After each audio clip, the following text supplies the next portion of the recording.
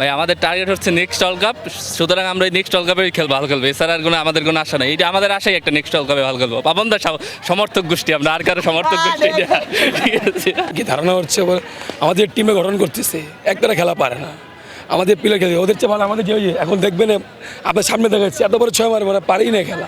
আমাদেরকে নিয়ে যাও, এদেরকে নিয়ে যাও, এরা জীবনে পারবে না খেলা দেখতে, আমাদের মধ্যে পারবেই না, এরা খেলাই পারে না।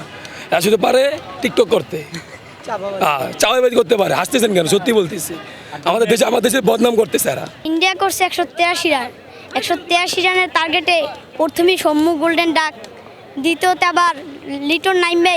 ওদিনকার তো ভাবছিলাম আজকে লিটনের হয়তো বা ঈদ, এখন দেখি ঈদের দিনও কি খেলে ওটা বলতে ইন্ডিয়ার সাথে বছরে একবার ইন্ডিয়ার সাথে ভালো খেলে, আর ইন্ডিয়ার সাথে ওদের দেখি 6 রানের উপরে করতে পারে না, আর বারবার একই জায়গার বলে লিটন আউট হয়।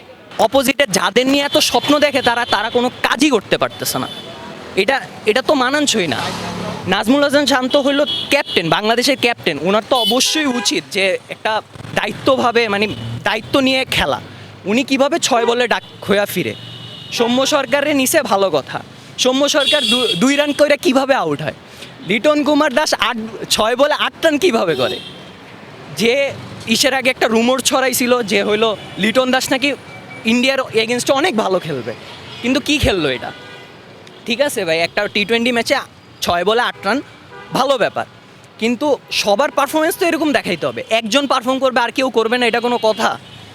আর সাকিব আল হাসানের তো কিছু বলার নেই, উনি ড্যাড অফ অলরাউন্ডার্স। অবশ্যই উনি একটা ভালো প্লেয়ার, ওনারে আমি যথেষ্ট সম্মান করি, উনি আমার ফেভারিট প্লেয়ারও, কিন্তু ওনারও বাজে টাইম চলতেছে, টিমের সবারই কি বাজে টাইম চলতেছে? একজন খেলবে আর কি কেউ খেলা পারে না? এটা তো মানানসই না। অবশ্যই একজন বিয়ন্ড দ্য মার্ক যাইতে হবে। একজন গেছে ঠিক আছে, আরেকজন পুশ করো, কিন্তু কেউ পুশ করে না। রানা বল একটা টি-20 ম্যাচে মানা যায় না ভাই। ঠিক আছে, তোমার ক্যালকুলেটিভ রিস্ক নিতে হবে। ঠিক আছে, তুমি স্টার্টিং থেকেই যদি তুমি ঠেকায় খেলা শুরু করো তাহলে কি আর হবে না। তোমার এটা প্রস্তুতি ম্যাচ, তোমার তো আর রিয়েল ম্যাচ না। রিয়েল ম্যাচ হলে কি করতা? এই বাজে হার হইতো, 60 রানের হারের বহুত বড় ব্যবধান একটা টি-20 ম্যাচে।